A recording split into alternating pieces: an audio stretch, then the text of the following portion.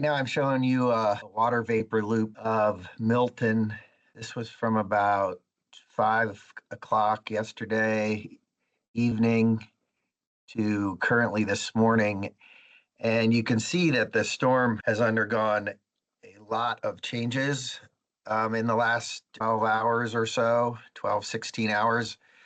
It was fairly organized just before landfall, but there was a lot of dry air poised to get into this storm, and that's shown here in the oranges and reds. And what that did is it pulled dry air in. You can see where it starts bringing in, showing us some of the whites and things like that. This definitely kept it from being a worst case scenario with extreme winds and storm surge down the coast. That said, it was a major hurricane coming ashore, and it did do a considerable amount of damage.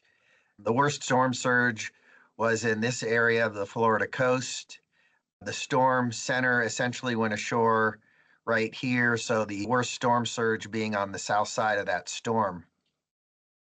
The good thing about the situation is that there was a decrease in the amount of convection on the south side of the storm when it came in, and that helped with keeping some of the very, very strongest winds aloft. They were able to mix down where there was more precipitation falling, which was north of the track. So you'll see some of the strongest winds are actually just north of the track.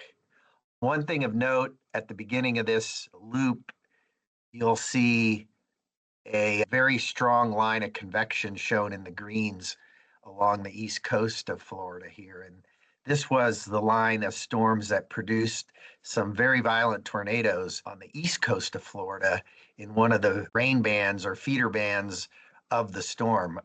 I'm going to change over to the visible here, and you can see that storm, those very high thunderstorm tops. But really what I want to do is I want to stop it when it gets to the current situation, because you'll see how much different it looks now. Really this essentially the center of the storm is about here. It's extremely broken up. You can see a lot of dry air has come in there. The winds around the back of the storm remain fairly strong.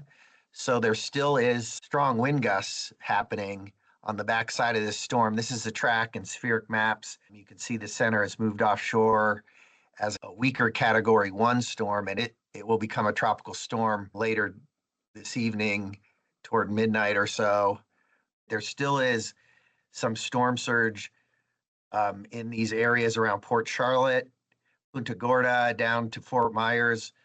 Certainly not as extreme as it was when the storm came ashore yesterday evening, but still the waters remain high because of the winds on the backside of this storm. Tampa broke a monthly rainfall record for October, which was set in 1922, and they broke that all in one day.